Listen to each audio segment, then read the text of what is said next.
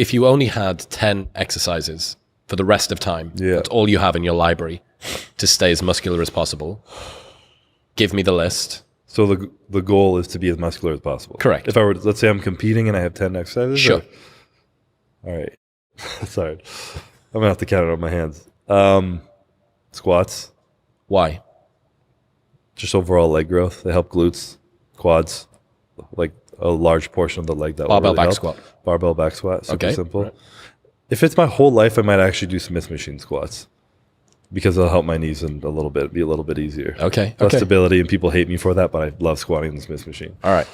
I get a lot of shit for that. Deadlifts, just to get something that'll target my hamstrings, and so I don't have to take out another 10 of something too hamstring focused and glute and back focus. Pull-ups, so I can hit my back and biceps in one. Overhand, underhand? Neutral. Oh, neutral grip. Neutral probably, yeah. It's a little bit more lat and biceps. Yep. Make sure my arms are going. Incline dumbbell press. I find incline's a little bit better on your shoulders, so if you're doing it's the only exercise you can do, you won't fuck up your shoulders as much.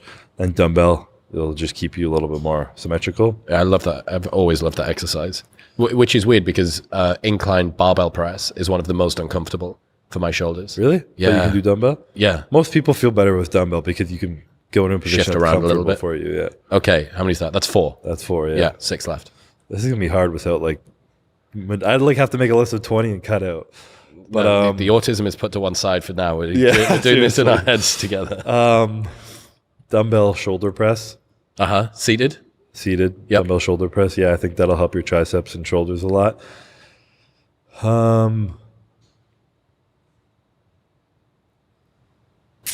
Maybe a close grip flat bench. Different part of the chest and triceps. Getting hit there. Yeah. 4 left. Dumbbell curl. Just something specific. Brilliant. I'm so glad that was in there. How do you want to live without doing fucking dumbbell curls? It doesn't even help your physique. Life, I just need it for my mindset. Exactly, yeah. With that, are you supinated? Again, this is the only one that you're going to get. Are you seated? Are you standing? Standing, supinated. Okay, good, good. Yeah. The OG of dumbbell curls. Just the OG, yeah. Yeah, and it's got to be one arm at a time. It can't be both arms together. It's got to be one arm at a time. One at a time, yeah. Good. Yeah, 6 is the basics. Good stuff. Yeah. I think you've got 3 left. I have 3 left. I'm thinking what parts of the body I'm missing right now. Calves, probably. Oh, fuck, yeah, there's no calf in there. You're not going to get it with anything else. A little bit on a deadlift, but maybe I'll just do stairs on the side and not tell you about that. Okay, fine. You've still got 3 exercises. You only needed 7 so far. Ah, damn. Did I say bent over row? No. Bent over row. Okay. That'll help stability, core as well. And then lower back and obviously upper back. Yeah, because the only back exercise that you've had so far is the pull-up. Deadlifts and pull-ups. Yeah. Bent over rows. Yeah. Okay. Yeah. Yeah. So I got 2 left. Yeah. Probably a hanging leg raise, just to make sure your core is getting hit and you're not fucking up your back. And then this is a tough one. I think I'm trying to focus on either lateral raises or a overhead tricep extension because I haven't had a lot of specific triceps. I would probably do lateral raises just to get some meaty delts over. Fuck yeah. You just do more. Well, you've got the close grip and you've got the incline press. Yeah, they'll get so hit. Interesting. So Ryan Terry, who I know that you've trained with before, I asked him the same question, and his ab exercise as well was hanging leg raises. Leg raises? Yeah. It seems to be the industry insider ab I don't even exercise know. of I'm not choice. the perfect person in that. I always try and work on my lower abs because it's harder for me to contract with rather than upper, and that's usually when your stomach hangs out. And on bodybuilding stage, you don't want your gut hanging out essentially. What pulls it in is the lower part, and when you do a hanging leg raise or lying leg raise, it hits that part more. And also hanging from a bar is really good for your shoulders and spine. So you're kind of hitting 2 birds with 1 stone. One of my friends, Alex, who basically has an unlimited budget, said that he'd been to every shoulder specialist on the planet. It's I've spoken to every single person, all of the most expensive specialists in the world. The best thing that I've found is hanging from a bar. Hanging from a bar. Hanging from a fucking crazy, bar. Yeah.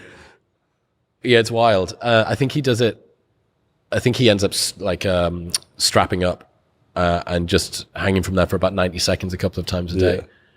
I'd heard a rumor, I don't know whether you'd heard this, that because we'd spent so much time as primates swinging through the trees, that the way that our shoulder still articulates, like that position, is still one that's very comfortable to us. And I'm going to get torn apart by people who understand biomechanics in the comments. But there's supposed to be a little bit of truth to that, and it definitely feels nice. For sure. I mean, even if you're standing in a doorway and you just like do this and you're just chilling, like, you just feel better. You know? What about your future CrossFit career? So we've spoken about what you've done so far, but before we started, you've said that you want to take up CrossFit once you finished. Yeah, I mean, I used to be very athletic when I was young. It's really what got me into bodybuilding. I just loved sports. I played like 6 of them when I was younger, and I would like to get back to that like form of feeling like I can run, I'm strong, I can do a lot of body weight exercises, I could train anywhere in the world, and just kind of like challenging my body in a new way, because I'm obviously not going to be hitting any PRs in the gym or being heavier than I've ever been than I am in my peak bodybuilding career. So just finding a new goal to focus on, I might dabble in that, but it's more of like an athletic training that like you can call CrossFit. Okay, it's so funny to think that the particular sport that you chose to go after actually has a load of restrictions on it. Like, it's very, very consistent, very repetitive by its nature, not a team sport. You know, there's a bunch of different things that it constrains you from doing. You know, what do you weigh now? How heavy are you? I'm about 262 right now, 260. Right. You said that you could dunk a year ago, though. I could, at 260. I got a video of it, so I'm not lying. No way. Do you put it online? It is online, yeah. Fuck yeah. But yeah, my point being that a game of pickup, you know, a 30-minute game of pickup basketball would probably be not very good for your knees. No, I did it last year. I was telling you that. Yeah. I went and played with a bunch of the guys here. We probably played for almost an hour. It was pretty long, and I could not walk for a week. Like, it was just inflammation and pain. I was just sitting in the ice bath. So bizarre, right? Because you think athlete, professional athlete. What do you do for a living? I like fitness things. Yeah. But like, people often don't call bodybuilders athletes. So, yeah, you know? but like it's not that fitness either. Yeah. And you also said that after your last CrossFit workout, you'd had a cough for like 10 days after. Yeah. I can't remember what they call it. There's a specific person they named the cough Fran after. cough. Fran cough, yeah. Did you do Fran? Is that the workout? I don't think so. Oh, okay, but you got Frank probably off. hard, yeah. Got Frank off from like a really gentle workout. Walking on the treadmill, you know? Yeah. No, I'm not that bad. Yeah, it's thinking about what people want to do once they retire, so to speak. Yeah. And the fact that you've had all of these different physical outlets that have been like, I can't do that, and I better not do that. And snowboarding, I can only go twice a year in case, what if I rupture an ACL? That's not going to be very good for my... Yeah. So you are very much constrained with this. We'll get back to talking to Chris in 1 minute, but first I need to tell you about Element. I'm going to look there, you're going to throw it, and I'm just going to catch it because I'm epic. Right. We'll get back to talking to Chris in 1 minute, but first I need to tell you about Element.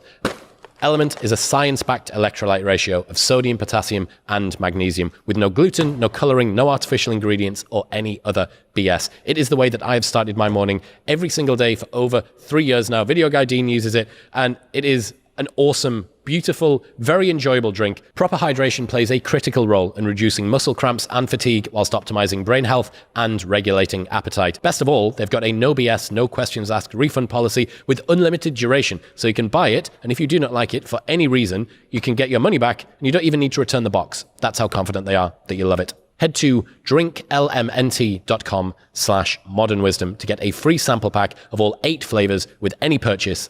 That's drinklmnt.com/modernwisdom. Yeah. Just aiming for you there, Bennett.